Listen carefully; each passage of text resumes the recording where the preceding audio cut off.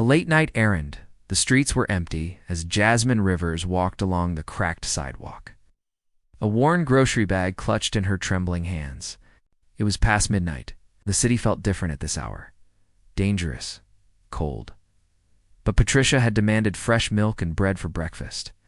And when Patricia demanded something, Jasmine had no choice but to obey. At 23, Jasmine should have been living her own life. Instead, she lived like a servant in what had once been her childhood home. Her father, Thomas Rivers, had died 6 years ago, leaving her in the care of his second wife, Patricia. What should have been temporary guardianship had become a prison. The grocery store had been farther than she remembered, and her feet ached in the cheap canvas shoes Patricia allowed her to wear. Hand-me-downs from Amber, clothes that never quite fit right. Jasmine's breath formed small clouds in the cool night air as she hurried along. Hoping to get home before Patricia found another reason to yell. She never saw the car coming. The impractical Hayes had been driving too fast. His mind clouded by 3 glasses of whiskey at a business dinner he should never have attended. The merger was falling apart. The board was questioning his decisions, and tonight he just wanted to forget everything. The road blurred before him, streetlights streaking past like fallen stars. Then came the sickening thud. His luxury sedan lurched to a stop, tires screaming against asphalt. For a moment, Declan sat frozen, his hands locked on the steering wheel, his heart hammering so hard he thought it might burst through his chest. Then reality crashed over him like ice water. He threw open the door and stumbled out, his expensive leather shoes catching on the uneven pavement. A figure lay crumpled on the ground, groceries scattered around her like broken promises. An apple rolled into the gutter, disappearing into darkness. No, no, no. Declan breathed, dropping to his knees beside her. Please be alive. Please. The woman was young, her dark hair fanned across the concrete, a thin jacket doing little to protect her from the cold ground. Her chest rose and fell in shallow breaths. Alive but barely conscious. A nasty bruise was already forming on her temple. Declan's hands hovered over her, afraid to cause more damage. His phone was in his hand before he could think. 911 already dialed, but he froze before hitting call. Police meant questions. Questions meant headlines. Billionaire CEO in hit and run? His company's stock would plummet. The merger would collapse. Everything he'd built would crumble. But as he looked at the woman's pale face, her soft groan of pain, something inside him broke. She was somebody's daughter. Somebody's friend. She mattered more than his empire. He scooped her carefully into his arms. "I've got you," he whispered, though she probably couldn't hear him. "I'm going to fix this." Emergency room chaos. The hospital's emergency entrance blazed with fluorescent light as Declan carried Jasmine through the automatic doors. Nurses rushed forward, a gurney appearing as if by magic. "Car accident," Declan said, his voice steadier than he felt. "She needs help now." They took her from his arms. And suddenly, he felt empty. Lost.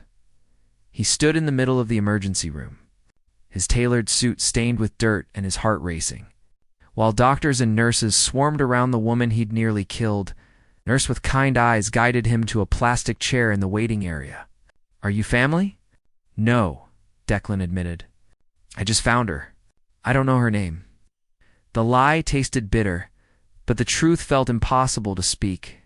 He sat for what felt like hours, watching the controlled chaos of the emergency room. A child cried somewhere. A janitor mopped the floor. Life continued, indifferent to his crisis. Finally, a doctor approached, her scrubs wrinkled and her eyes tired. "She's stable. Concussion, bruised ribs, some cuts and scrapes. She's lucky you got her here when you did. Can I see her?" The words escaped before Declan could stop them. The doctor studied him with sharp eyes but nodded. "Room 7. Don't upset her." First words, Jasmine was awake when he entered, propped up on sterile white pillows that made her look even more fragile. Her eyes focused on him immediately, recognition and accusation mingling in her gaze. "You," she said, her voice rough. "You're the one who hit me."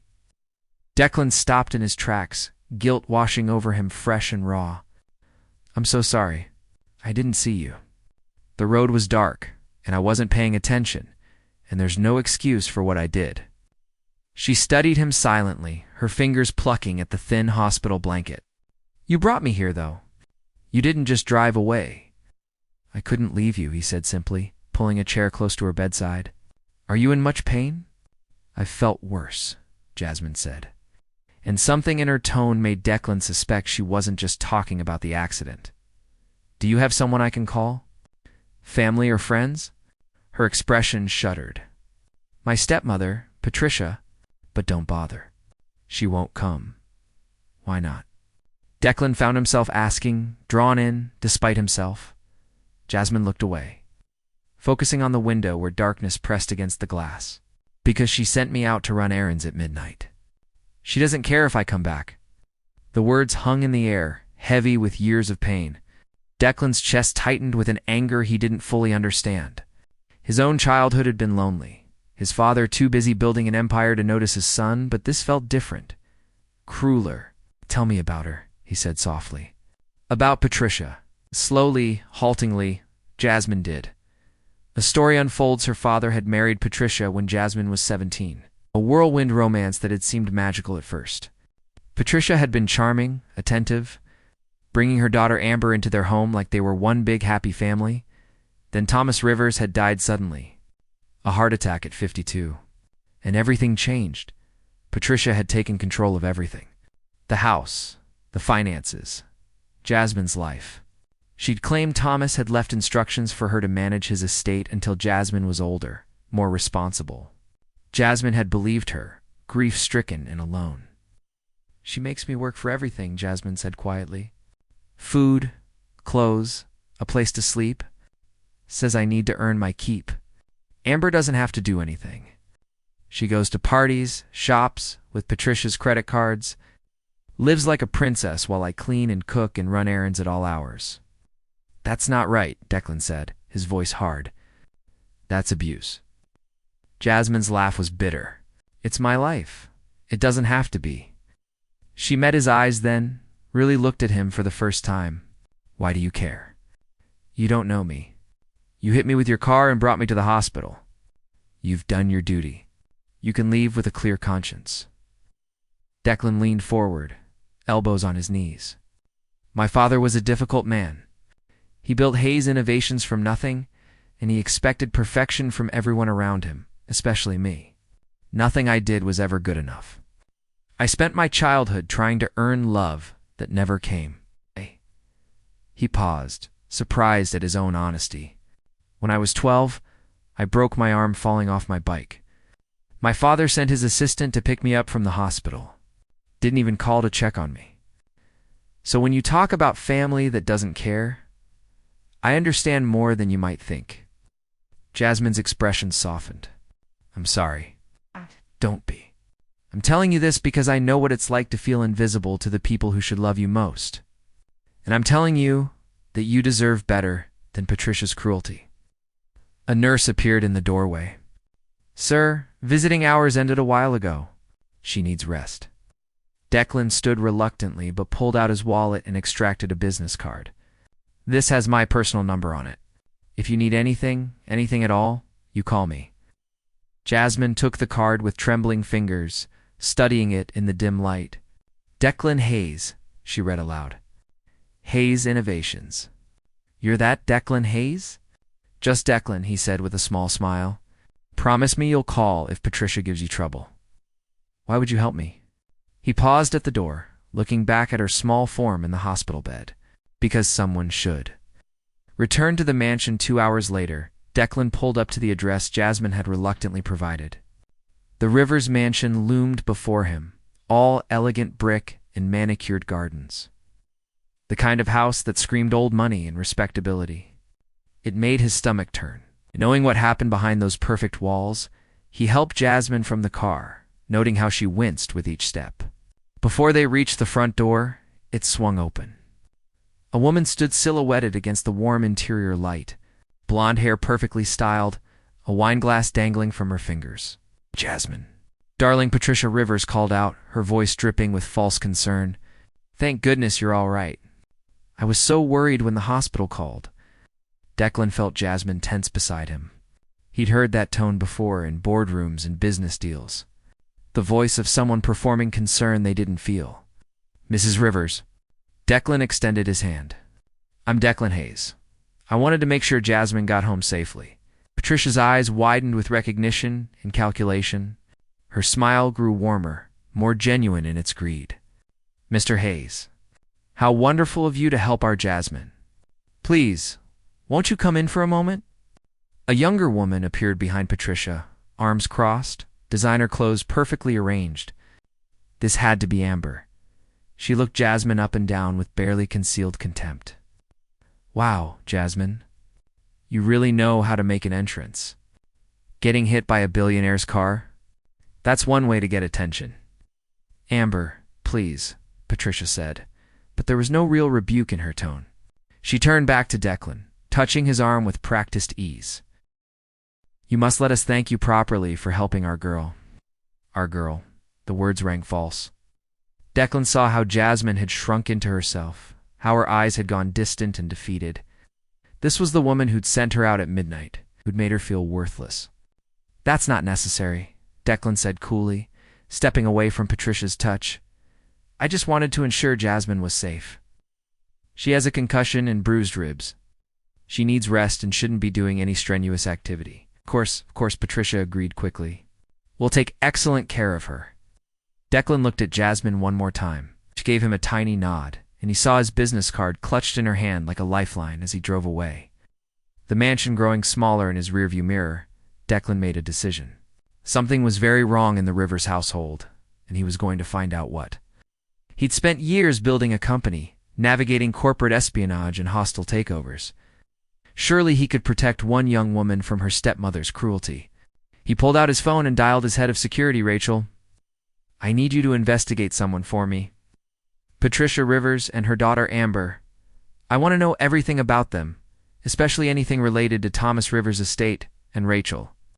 Keep this completely confidential." As he ended the call, Declan couldn't shake the image of Jasmine's bruised face, her resigned acceptance of mistreatment. Something told him this was just the beginning of a much bigger story, one that would change both their lives forever. The city lights blurred past his windows, and for the first time since the accident, Declan felt clarity instead of fear.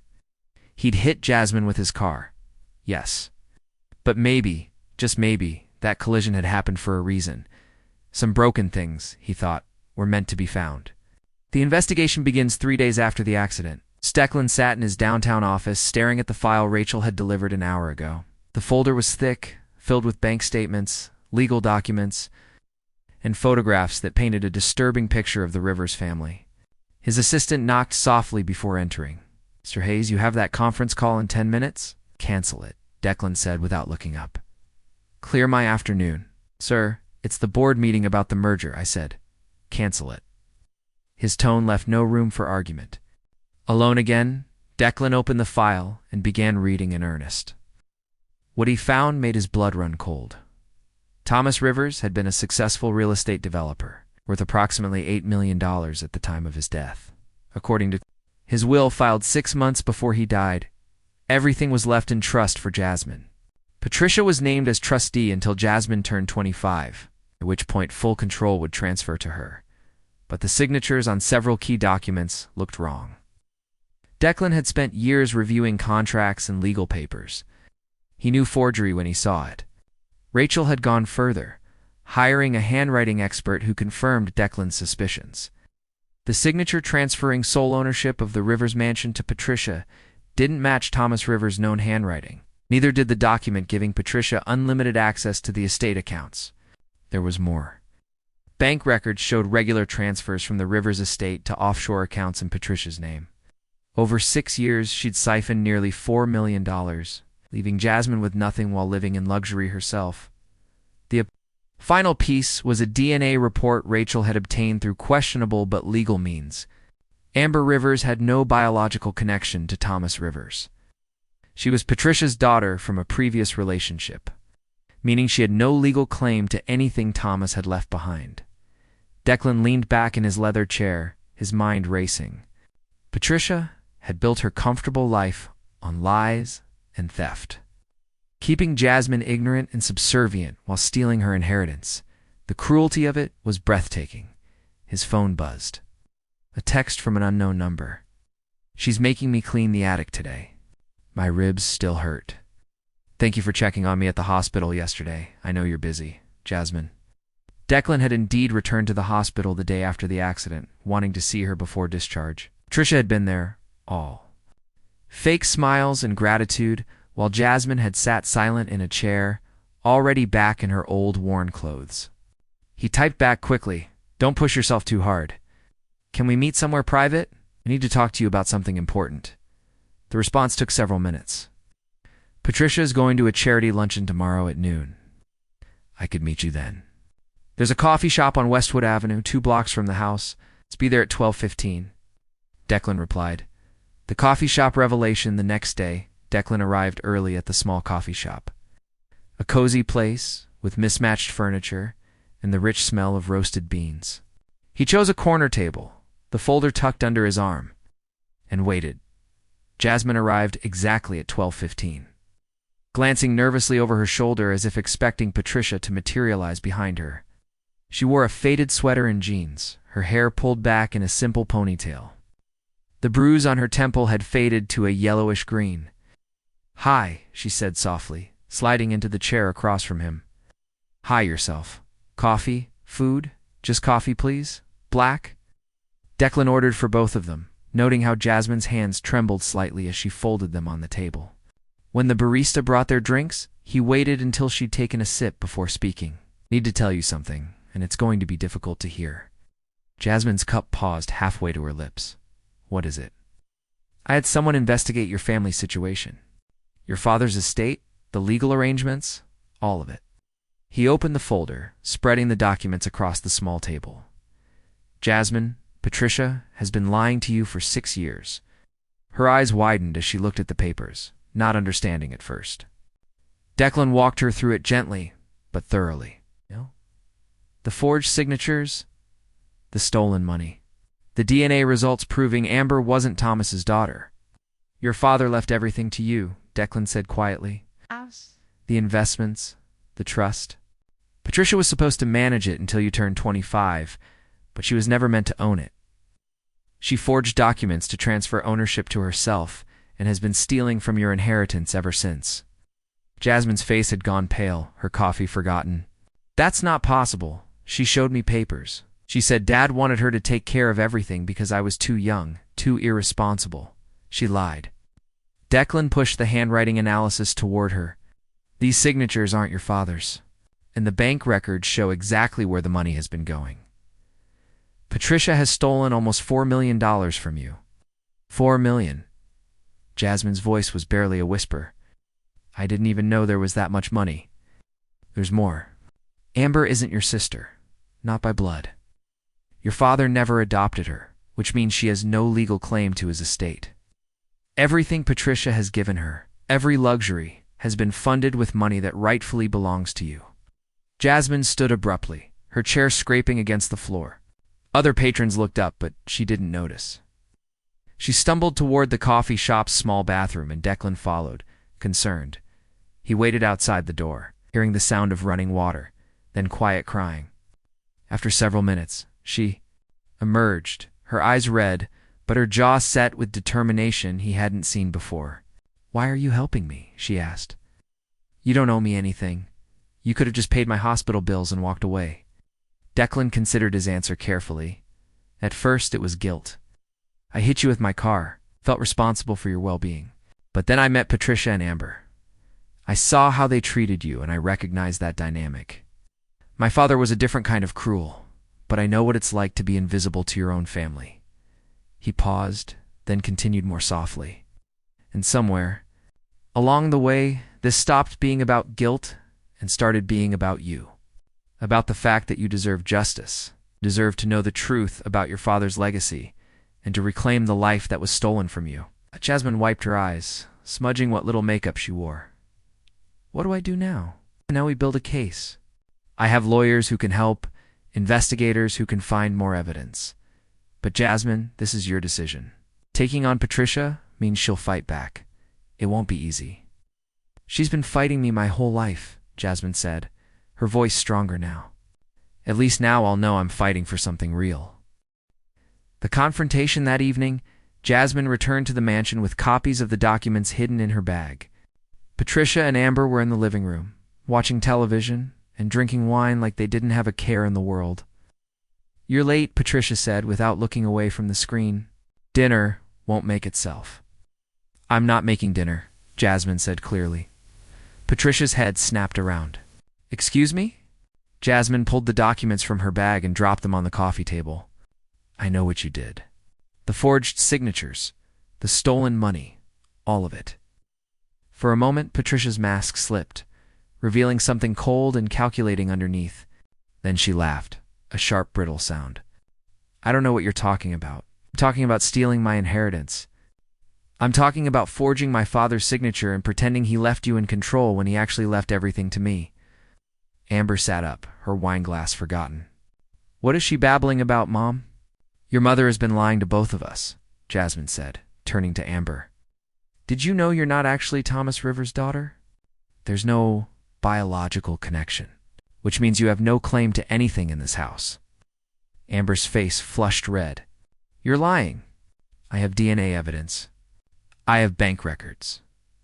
I have handwriting analysis proving the signatures on the estate transfer documents are forgeries." Jasmine's voice remained steady, even as her heart raced. "You've both been living off money that isn't yours." Patricia stood slowly, her expression darkening. "You ungrateful little pest.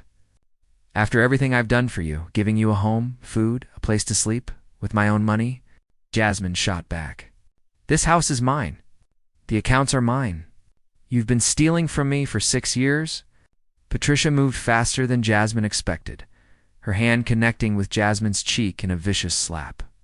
"You don't talk to me like that in my house. It's not your house."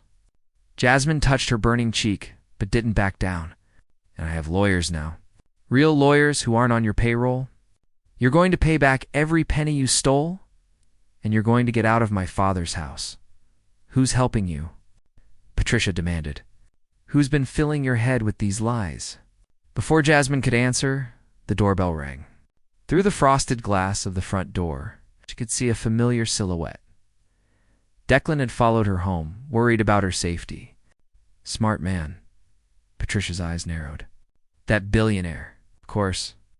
You think you can seduce some rich man and he'll save you? You're pathetic, Jasmine. You've always been pathetic. Not pathetic, Jasmine said quietly. I'm done being your victim. She opened the door, and Declan stepped inside, his presence immediately commanding attention. He took in the scene with sharp eyes, noting Jasmine's reddening cheek and Patricia's aggressive stance. Is there a problem here? He asked calmly. This is a family matter, Patricia said coldly. It doesn't concern you. Actually, it does. I'm the one who hired the investigators. I'm the one who uncovered your fraud. Oh. Declan pulled out his phone. And I'm the one who's been recording this entire conversation through Jasmine's phone, which she left connected to mine before she came inside. Patricia's face went white. Assault, theft, fraud, Declan continued. You're looking at serious criminal charges, Mrs. Rivers, but Jasmine has authorized me to make you an offer. Return every penny you stole, relinquish all claims to this property, and leave quietly. Do that, and we won't press charges. Can't prove anything, Patricia said, but her voice shook. We have forensic handwriting analysis. We have bank records showing transfers to your offshore accounts. We have testimony from your father's estate lawyer, who's willing to testify that you pressured him to rush through documents he had concerns about. Declan stepped closer. We can prove everything, and when we do, you'll lose more than just this house. You'll lose your freedom. Amber had started crying, mascara running down her cheeks. Mom, what did you do? Shut up, Amber, Patricia snapped. You have 24 hours to decide, Declan said. Either you cooperate and walk away with your freedom, or we go to the police and let the courts handle it. Your choice. Patricia stared at Jasmine with pure hatred. You're just like your father. Weak. Sentimental. He never appreciated what I did for him. You didn't love him, Jasmine said softly. You just loved his money. Love doesn't pay the bills. Patricia spat. Your father was a fool, and he raised a fool for a daughter. Right. But fine. You want this drafty old house and the scraps left in those accounts? Take them. I'll be gone by tomorrow night. She stormed toward the stairs, Amber trailing behind her like a confused shadow. Declan waited until they heard doors slamming upstairs before turning to Jasmine. Are you okay? I don't know, she admitted. Everything I thought I knew about my life was a lie. Patricia never cared about me. She just wanted Dad's money, and I was in the way. You're not in the way anymore. Declan reached out, gently examining her reddening cheek where Patricia had struck her. We should document this. It'll help if she tries to fight the agreement. Will she really leave? She doesn't have much choice. The evidence is overwhelming, and she knows it. By this time tomorrow, this house will be yours again. Jasmine looked around the foyer, seeing it with new eyes. This had been her home before Patricia arrived, filled with warm memories of her father. Maybe it could be again. I don't know how to thank you, she said. You don't have to thank me. You deserve justice.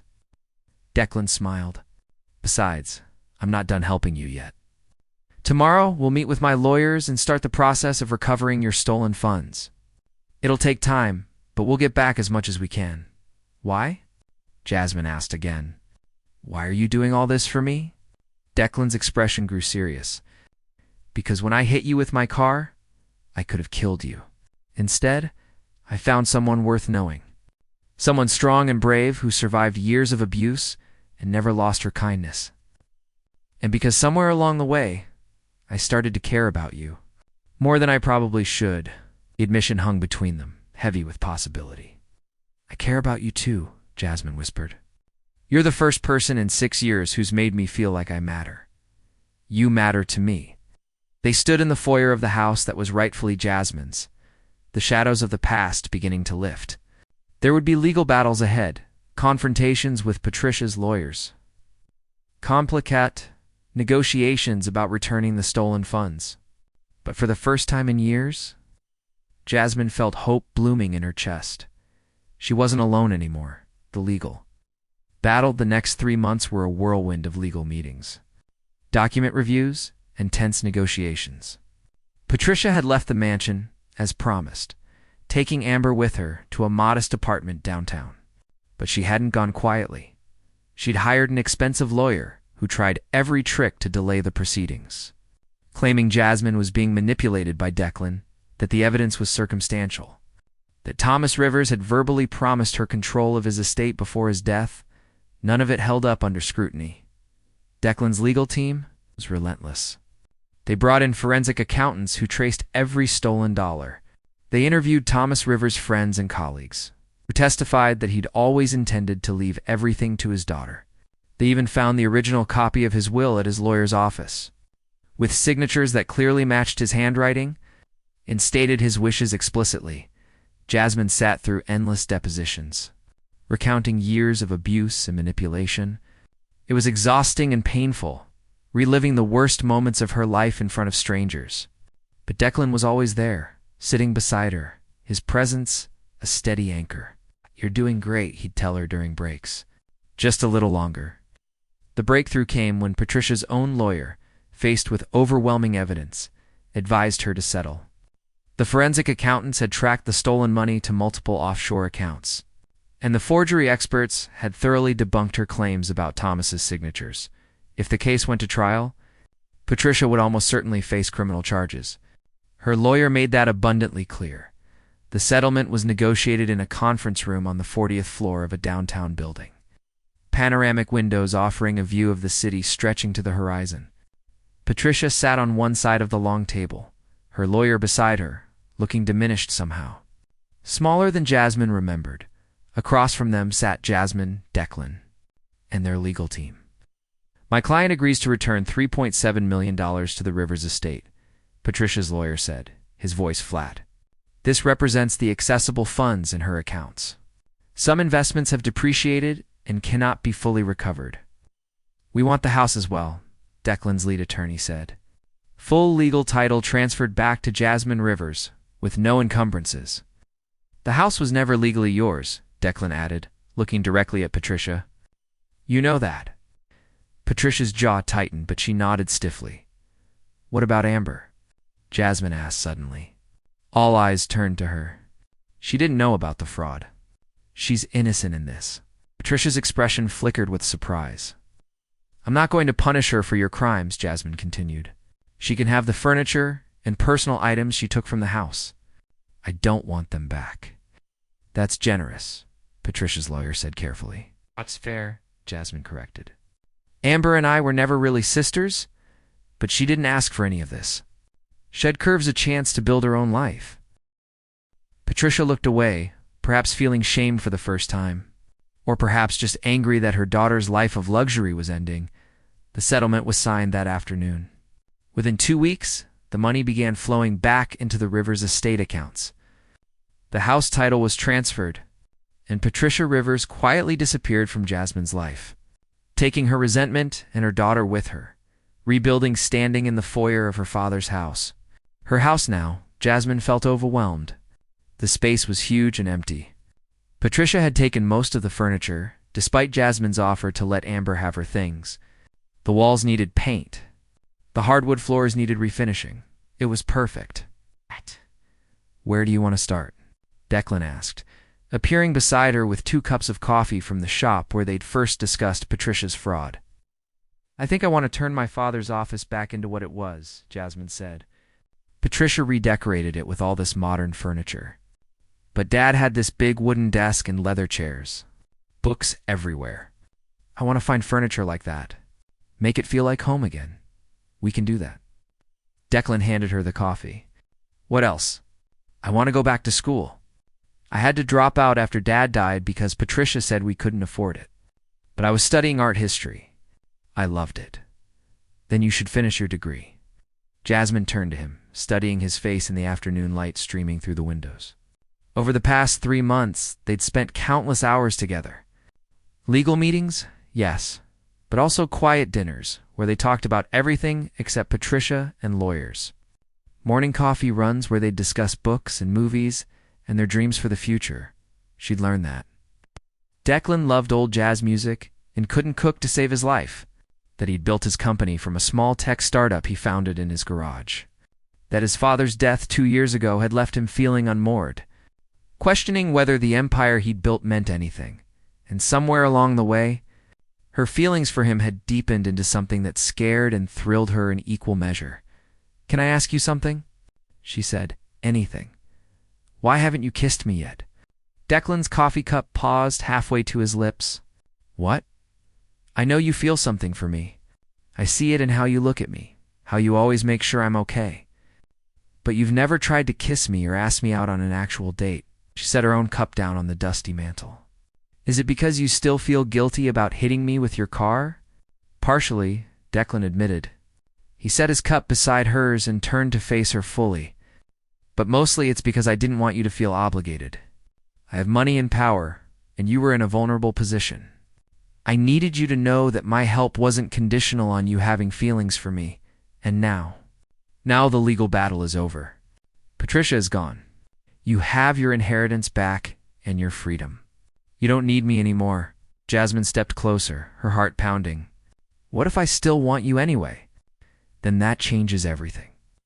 He cupped her face gently, his thumb brushing across her cheekbone, and kissed her. It was soft and careful. Nothing like the desperate kiss she'd tried to initiate that first night in his penthouse when she'd been breaking apart. This kiss was a promise. A beginning. When they pulled apart, both breathing a little harder, Jasmine smiled. So, was that our first kiss or our second? First, Declan said firmly. The other one doesn't count. You were in pain and scared. This is the one I want to remember. 6 months later, the Rivers mansion had been transformed. Jasmine had hired contractors to repair the years of neglect Patricia had ignored.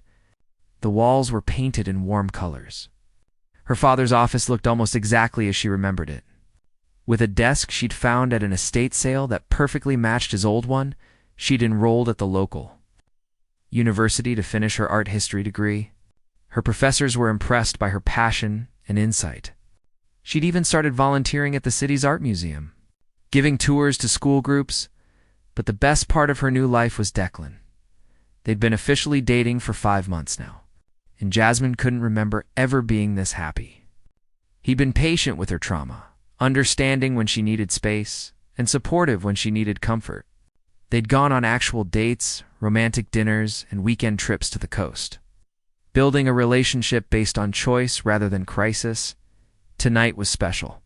Declan had asked her to dress nicely and meet him at the Botanical Gardens. It's the same place where Patricia had once humiliated her at that charity event. Jasmine had been hesitant, but Declan had insisted. "Trust me," he'd said. "This'll be different." She arrived at sunset, wearing a simple blue dress she'd bought herself with her own money from her restored inheritance. The gardens were closed to the public, but a security guard waved her through with a smile. The path was lined with lanterns, their soft glow guiding her deeper into the gardens. She could hear music ahead. A string quartet was playing something beautiful and familiar. Then she rounded the corner and stopped, the fountain where Declan had found her crying that night was surrounded by candles and flowers. White roses, her favorite. And standing beside the fountain, wearing a suit that made him look impossibly handsome, was Declan. "What is all this?" Jasmine asked, walking toward him on shaking legs. "This is me replacing a bad memory with a good one," Declan said, taking her hands. "The last time we were here, Patricia had just humiliated you. You were trying to be brave, but I could see how much it hurt." "I remember," Jasmine said softly. "I want you to remember this instead." He pulled a small velvet box from his pocket and knelt beside the fountain. Jasmine's hands flew to her mouth. "Jasmine Rivers, you are the strongest, kindest, most remarkable person I've ever met. You survived years of cruelty and came out the other side with your compassion intact. You faced down your abuser and reclaimed your life with courage I can only admire." His voice was steady, despite the emotion in his eyes. "I love you. I think I've loved you since that night in the hospital when you told me I didn't have to help you. But I knew I couldn't walk away." He opened the box, revealing a ring with a simple diamond that caught the candlelight. "Will you marry me?" Jasmine was crying now, happy tears that blurred her vision. "Yes, yes, of course, yes." Declan stood and slipped the ring onto her finger, then pulled her into a kiss that tasted of joy and promise. The string quartet swelled into a triumphant melody, and Jasmine laughed against his mouth. "I can't believe you did all this," she said when they finally broke apart. "You deserve grand gestures," Declan said, wiping away her tears with gentle thumbs. "You deserve everything good the world has to offer. I just want you. You have me. Always." They stayed in the gardens until the candles began to burn low, talking about their future. A wedding may be something small and intimate. Jasmine wanted to finish her degree first. Declan wanted to take her traveling, show her all the places she'd never been able to visit while trapped under Patricia's control. "What about kids?" Jasmine asked as they walked hand in hand along the lantern-lit path. "Do you want them?" "Someday. Not right away. I want to be just us for a while." She squeezed his hand. "But eventually, yes. I want to build a family I never really had, and that's what we'll do." As they left the gardens, Jasmine paused to look back at the fountain, remembering the broken girl who'd stood there 6 months ago. Convinced she didn't belong anywhere, that girl was gone now, replaced by a woman who knew her worth. A woman who'd fought for justice and won. A woman who'd found love in the most unexpected way. Declan had hit her with his car. Yes. But that collision had shattered more than just her body. It had shattered the illusion that kept her trapped. The lie that she deserved, Patricia's cruelty. Sometimes the worst accidents led to the best destinations. Epilogue. 2 years. Later, Jasmine Rivers Hayes stood in her father's old office, now her own, reviewing grant applications for the Rivers Foundation. She'd established it a year ago, using part of her inheritance to help young people escaping abusive family situations. The foundation provided legal assistance, housing support, and educational scholarships. It was the most meaningful work she'd ever done. Mrs. Hayes. Her assistant poked her head in. "Your 2 o'clock is here. Send her in." "Please." A young woman entered, maybe 19 or 20, with nervous eyes and worn clothes that reminded Jasmine of herself not so long ago. "Hi," Jasmine said warmly, standing to shake her hand. "I'm Jasmine. Please, Sit down. I'm Rebecca, the girl said quietly. Thank you for seeing me. The application said the foundation helps people trying to get away from bad family situations. That's exactly what we do. Tell me your story, Rebecca, as the young woman talked, haltingly explaining her own version of abuse and control. Jasmine listened with her whole heart. She knew this story. She'd lived this story. But she also knew how it could end differently. When Rebecca finished, Jasmine pulled out a folder. Here's what we're going to do. The foundation will pay for a lawyer to help you navigate the legal issues with your family. We'll set you up with temporary housing while you figure out your next steps. And if you want to go to school, we have scholarship programs. Rebecca's eyes filled with tears. Really, you'd do all that? I've been where you are, Jasmine said gently. I know how impossible it feels. But I also know you can survive this and build something beautiful on the other side. Let us help you.